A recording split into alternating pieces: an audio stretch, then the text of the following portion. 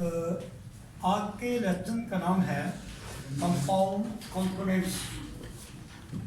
Compound component इसके साथ होते हैं एक के और जे जो स्ट्रोक है, इसके शुरू में एक बड़ा हुक लगाएंगे। बड़ा हुक लगाने से उसमें डब्ल्यू का इजाफा होगा। पहले आप एल का हुक लगा चुके हैं, वो स्मॉल हुक होता है। अगर इसको स्मॉल कर दिया फिर के एल बन जाएगा। हमने क्या बनाना है, के डब्ल्यू हुक बड़ा रखना है, जो अभी आपके सामने आता है। तो ये के के साथ यू हुक लगाएंगे के डब्ल्यू, और ये के साथ हुक लगाएंगे तो जे डब्ल्यू बन जाएगा। यानी के और जे के बाद आवाज़ डब्ल्यू की आनी है। पहले कोई चीज़ हो, जैसे हम कहते हैं क्वेस्ट, क्या स्पेलिंग है, क्यों यू एस टी, लेकिन आवाज़ है क्वेस्ट डब्ल्यू के बाद, तो है डब्ल्यू। ये चाहे स्पेलिंग कुछ और भी है, तो ये है के डब्ल्यू एस टी, ये क्वेस्ट है। और ऐसे ही ये रिक्वेस्ट है, ये ऐसे रिक्वायर है। और गे डब्ल्यू के साथ जब लिखेंगे तो बनेगा विन, और इस तरह से बनता है एंग्विन। ये है के डब्ल्यू और गे डब्ल्यू का इस्तेमाल। के डब्ल्यू के बाद एल डाउनवर्ड लिखा जाता है, कहते डाउनवर्ड। जैसे ये के डब्ल्यू है और एल लगा दिए क्वाल बनता है, सर्कलस के डब्ल्यू लगा दिए स्क्वाल बनता है। और एल के बाद जब वावल आता है एल अपवर्ड होता है, वही रूल इस्तेमाल होगा। कैसा, क्वाल से बनता है लफ्ज़ क्वाली और क्वाल से बनता है लफ्ज़ स्क्वाली। ये इस लेसन का पहला पॉइंट है। दूसरा या नेक्स्ट पॉइंट इसका ये है, जैसे ही एल का के तरफ हुक लगा बड़ा डब्ल्यू के लिए, ऐसे ही एल के शुरू में एक छोटा हुक लगाएंगे, वो भी डब्ल्यू होगा। ये हुक के और जे के शुरू में लगाया गया और बड़ा वाले है। एल के लिए जब हुक आएगा तो डब्ल्यू पहले बढ़ेगा। ये के डब्ल्यू हो क्या होगा, डब्ल्यू एल क्या होगा, डब्ल्यू एल होगा, वो स्मॉल हुक होगा। इस तरह से ये स्मॉल हुक है एल के लिए। कैसे मतलब बॉल ऐसे लिखा जाएगा, और ये वेल होगा, ये विल है, और ये लफ्ज़ है बिल्डिंग, ऐसे वर्ड होगा। इस तरह से अगर हुक बड़ा कर दिया जाए तो बड़े हुक में हे की आवाज़ क्रिएट हो जाएगी, डब्ल्यू हे एल बनेगा। इस तरह करने से हे की आवाज़ प्रोड्यूस होगी। तो इसका हुक हम करेंगे बड़ा, जैसा कि लफ्ज़ वायल, पहले में डब्ल्यू एच आई वायल या वेल, और ऐसे ही व्हील, और ऐसे होता है मीन वायल।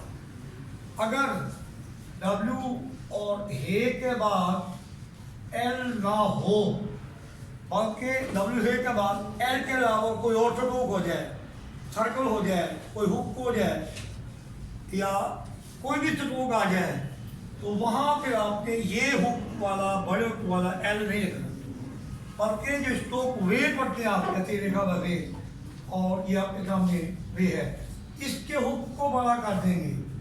बड़ा हुक करने से डब्ल्यू हे की आवाज़ पैदा होगी। और अगर पहले वावल हो डब्ल्यू हे से पहले, तब भी ये वावल इस्तेमाल करेंगे। जैसे हम ये लिखते हैं वायल, इससे पहले ए स्पेलिंग में लाइन क्या बन जाएगा, अवायल, क्या होगा, अवायल। तो अवायल में क्योंकि पहले वावल आ गया ज़्यादा बड़े हुक वाला भी लिखेंगे। तो इसके अलावा देखें WHIP होता है व्हिप, ये बड़ा WHISTL होता है व्हिस्टल, विसल, यानी एल नहीं आया, सर्कल दबा नहीं आया। और विस्पर, क्यों होगा विस्पर, क्यों होता है विम, WHIM इसके पैर में विम। एक तो ये पॉइंट खत्म होता है। नेक्स्ट पॉइंट इसका ये है, अगर कोई लफ्ज़ आर या एल आवाज़ पर ख़त्म होता हो और पिछले रूल्स के मुताबिक आर भी डाउनवर्ड लिखा जाता हो और एल भी डाउनवर्ड लिखा जाता हो, डाउनवर्ड आर को और डाउनवर्ड एल को गहरा करेंगे, एक आवाज़ का इजाफा हो जाएगा। जैसा कि ये लफ्ज़ है सर्कलस और केयर, ये स्क्वाल है, क्या है, स्क्वाल। अब इस स्क्वाल के एल को डार्क करने के बन जाएगा स्कॉलर, नहीं स्कॉलर, स्क्वाल नहीं, स्कॉलर, स्कॉलर। ये स्केल है, इसके एल को थिक करने का बन जाएगा, क्या बनेगा, स्केलर। ये लफ्ज़ फुल, इसके एल को थिक करना है, क्या बन जाएगा, फुलर। वेल, वेल के डाउन एल को थिक करना है, वेलर बनेगा। नंबर है बेयर, बेयर के आर को डार का क्या बन जाएगा बेरर, और फेयर के भी आर को डार ठीक करने का बन जाएगा फेयरर। फियर के आर को डार करने का बन जाएगा फियरर, और ऐसे ही शेयर के आर को डार करने का बन जाएगा शेयरर। अतः जिन लफ्जों में एल पहले से अपर होता है, जैसे मिल है, किल है, पिल है, किल है, उनके बाद भी तो आ रखा है, जैसे मिलर, पिलर, किलर, किल, उनको भी डाल के करना। लेकिन अपर एल पहले चाहता हो तो उसमें आर नॉर्मल तो लाते हैं, जैसे एम और एल ये पढ़ा था आपने पहले भी मिलर, याद आपको मिलर। फिर पिल से क्या पढ़ा था आपने पिलर, और किल से क्या पढ़ा था किलर। इसलिए हमने आर को वो डार्क नहीं किया, सिर्फ डाउनवर्ड एल को और डाउनवर्ड आर को डार्क करते हैं। ये जो लफ्ज़ है स्कॉलर, पेयर, शेयर, बेयर, टेयर, टीयर वगैरह, इस आवाज के खत्म हुए हैं आर पे। अगर आर के बाद वावल आ जाए तो आर आप पहले क्या पढ़ी थी, आर पढ़ होता है ना, तो वही रूल अप्लाई होगा।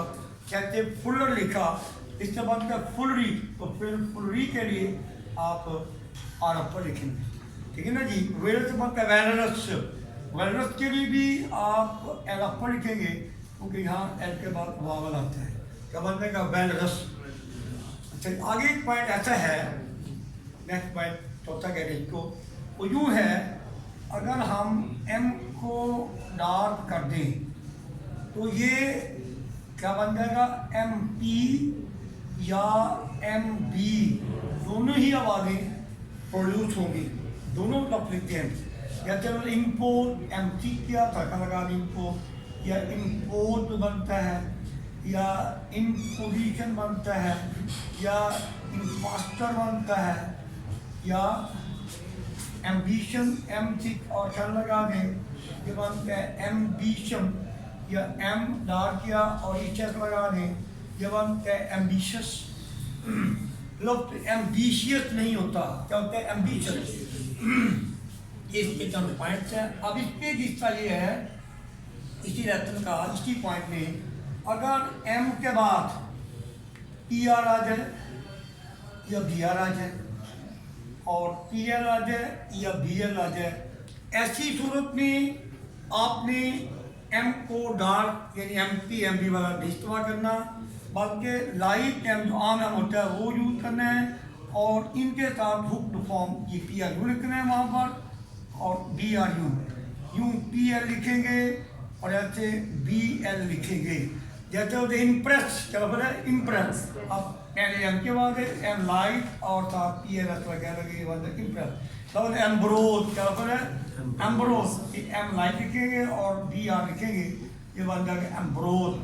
तब बोले imply, I M P L Y ये बन जाएगा इम्प्लाई, और एम के साथ बी एल और एम लगाएंगे ये बन जाएगा एम्प्लेन। इनमें भी हम देखा कि एम पी और एम पी के बाद वावल गया impose, impose, imposition, impostor, ambition, ambition. तो यहाँ भी रूल यही है सेम, अगर एम पी और एम बी के बाद वावल आता हो फिर हम ऐसे एम डार्क लिखते हैं, लाइक एम नहीं। जैसे लफ्ज़ है एम्पायर, एम डार्क करेंगे और साथ आर डबल लगा दी बन जाए एम्पायर, जिसको umpiring but emperor E M P R और सही होता है एम्पायर, क्या होगा एम्पायर। एम्बेरस, एम को डार्क किया और आर एस लगा दी बन जाए एम्बेरस। लफ्ज़ इम्पील, ये एम को ठीक किया पी के बाद वावल आता है ये बन जाएगा इम्पील। इम्पेल, इम्पेल भी एम ठीक करेंगे तो एल होने के बन जाए इम्पेल। और एक है एम्ब्लेम, सॉरी एम्बोर्डन, एम्ब्लेम जी लिखा हुआ एम्बोर्डन, एम डार्क किया एल और डी एन लगा दें, दिस विल बिकम एम्बोर्डन, ठीक है जी।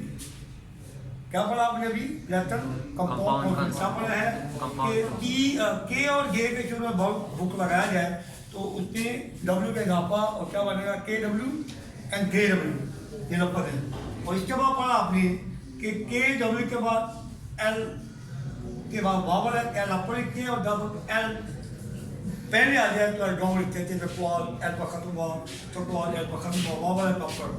फिर आपने पढ़ा कि एल के शुरू में इस्तेमाल हुक लगाते हैं, वो क्या होगा डब्ल्यू के बाद जैसे वार वेल, फिर आपने पढ़ा कि जब बड़ा हुक लगाएंगे एल के शुरू में तो वो क्या आ जाएगा, डब्ल्यू हे के बाद देगा और साथ एल आ जाएगा, कहते वायर्ड है।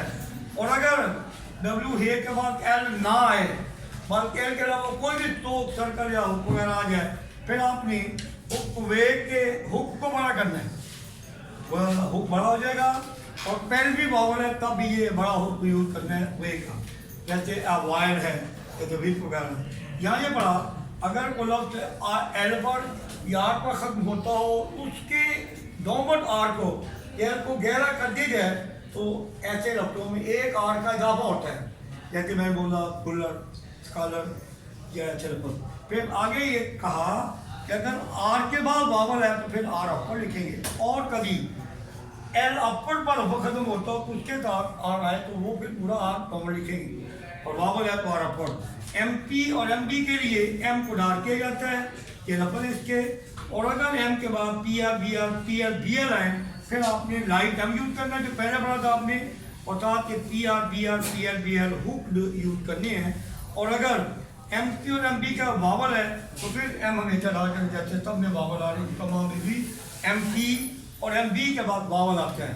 इस लेसन के ख़त्म होने पर आपने घर से एक्सरसाइज नंबर 77 करनी है, जैसे खत्म होता है। Thank you very much.